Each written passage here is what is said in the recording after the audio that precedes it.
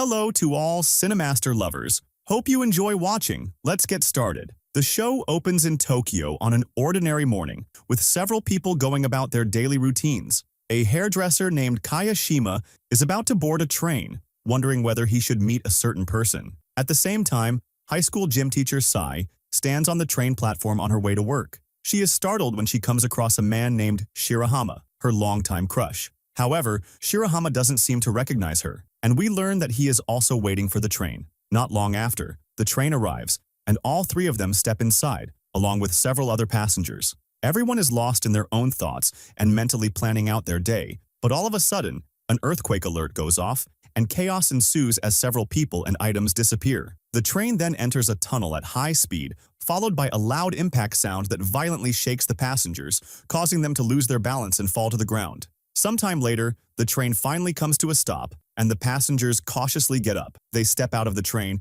only to find themselves in an unfamiliar forest. The crowd begins making emergency calls, but there is no signal. Panic ensues, but Shirahama introduces himself as a firefighter and assures everyone that things will be fine. He checks on each passenger one by one to ensure no one is injured in the accident. Meanwhile, at the station, police discover that a train carriage has mysteriously vanished. They can't comprehend how something as massive as a train carriage could disappear without a trace. Back at the train, Shirahama decides to enter the tunnel to see if they can find any help.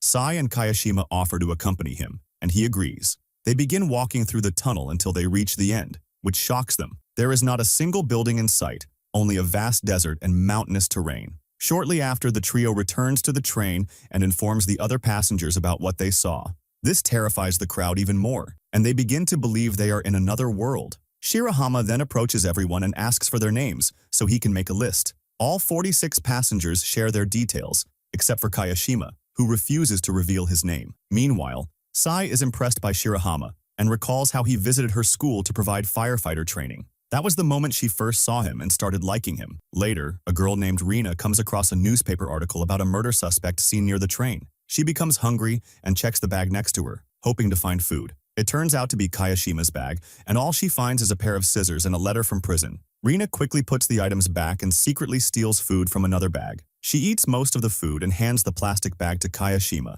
Afterward, the passengers become hungry, so Sai checks her bag to distribute some of her food. However, she is shocked to discover that someone has already stolen it and demands to know who the thief is. Kayashima is seen with the food bag, so Rina wastes no time accusing him. She even reveals how she found a prison letter and weapons in his bag, implying that he's a criminal. Kayashima denies the accusations, but people don't believe him and become scared. Disappointed, Kayashima decides to leave the group and try to find his way home alone. Later, the group begins taking out whatever food they have and divides it equally among themselves. A vlogger records everything, and when he checks some of his earlier footage, he finds Rina stealing a bag of food. He immediately shows this to the others, and they are shocked to learn that Kayashima is innocent. However, Rina does not feel guilty and claims she didn't lie about him being a criminal. Sai and Shirahama are enraged at Rina and berate her before setting out to find Kayashima. Meanwhile, Kayashima wanders aimlessly until he comes across a dead-end ravine. As he inspects the surroundings,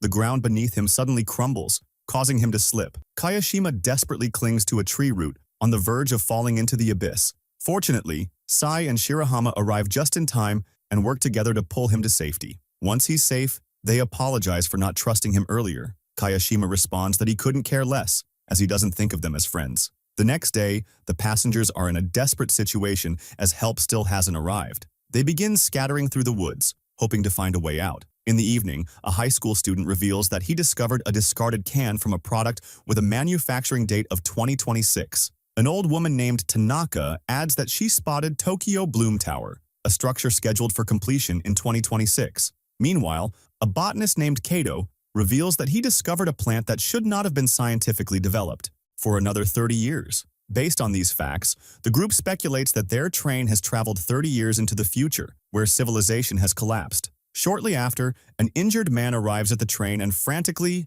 he explains that he had found a cart of drinks, but before he could bring it back, someone stole it from him. The group immediately suspects Rina again, but she insists that she's innocent this time. Regardless, they conclude that the thief must be among them, leading to accusations and heated arguments. Shirahama intervenes to calm the situation and sets up a tarp to collect rainwater, hoping to capture at least some dew. Unfortunately, It doesn't rain, leaving them in an even more hopeless situation. The next morning, the train conductor catches Tanaka with a water bottle and realizes he's the cart thief. He immediately brings him to the other passengers and reveals the truth. Tanaka doesn't deny it and offers to trade the water for money since only he knows the location. However, Kayashima grabs the old man and threatens to kill him if he continues to act selfishly. This terrifies Tanaka, who admits he was just joking, and he finally leads the group to the cart's location. Everyone is given one water bottle, which makes them happy, but they know it won't last long and must find a source soon. The next day, a small group sets out to search for a water source.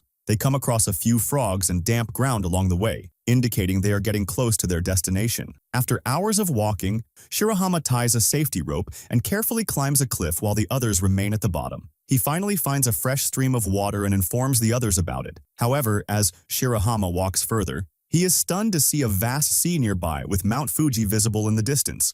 But this is not the Mount Fuji they remember, as there is no sign of civilization anywhere. Upon returning to the train, Shirahama shows the picture of Mount Fuji to the passengers. This leaves them shocked as it finally confirms their theory of traveling into the future. They then begin recording tearful messages for their loved ones on their phones in case they never return. Meanwhile, Sai approaches Kayashima, and they engage in a heartfelt conversation. During this, Kayashima opens up about his life, revealing how hard he worked to raise his younger brother, Tatsuya. He explains that their parents abandoned them, so all they had was each other. However, as a teenager, Tatsuya became involved in criminal activity, which eventually landed him in juvenile jail. Kayashima hasn't spoken to him since then, and it has already been 2 years. He reveals that the letter from prison was sent by Tatsuya, who is due to be released on the day of the accident. Upon hearing this, Sai comforts him and then attempts to record a video message to send to his brother, but Kayashima refuses, and soon her battery also runs out.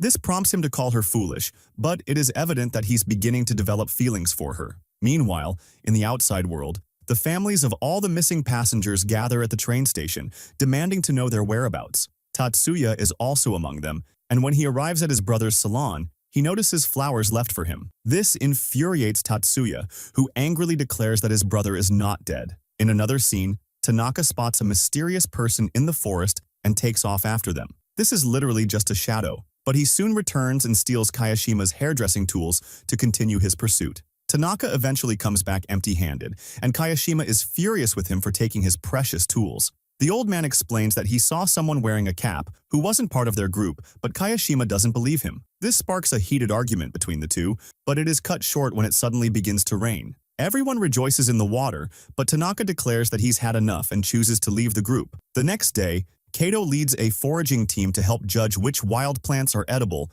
and which are dangerous. Sai and Rina are seen chatting and collecting berries when Sai suddenly becomes ill and collapses to the ground. It turns out that she has eaten a toxic plant that looked like edible berries. Fortunately, she didn't consume much, and Shirahama helps her vomit it out.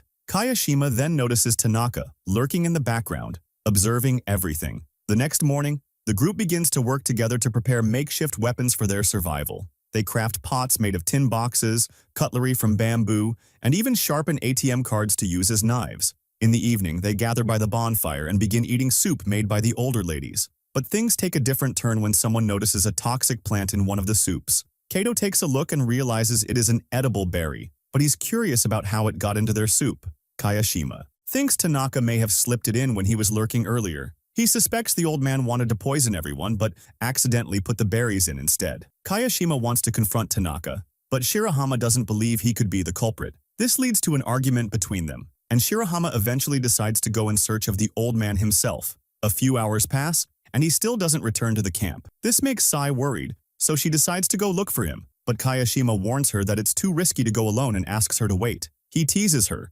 referring to her as a Shirahama fan, but she denies it. Sai then shares the story of how she first met him, though he hadn't known about her existence until the train accident. Elsewhere, Shirahama is seen walking through the forest searching for the old man, but he soon falls into a ditch and injures his leg. He begins calling for help, but unfortunately, no one is around to hear him. The next morning, Sei decides to search for Shirahama, who still hasn't returned. Kayashima also decides to join her, but just as they're about to leave, Shirahama limps back to the site. He reveals that he couldn't find the old man but managed to recover Kayashima's hairdressing tool. This makes Kayashima emotional, and he bursts into tears since the tools were gifted to him by Tatsuya, and now he can make everyone fabulous. The other two console him, promising that they will soon find a way home so he can reunite with his brother. Afterward, Shirahama speaks to the group and explains that the soil was quite damp in the area where he was last night. He suggests that if there's a river nearby, they might be able to catch some fish as well. The group is thrilled by the idea and becomes determined to find the river. Meanwhile, in the outside world,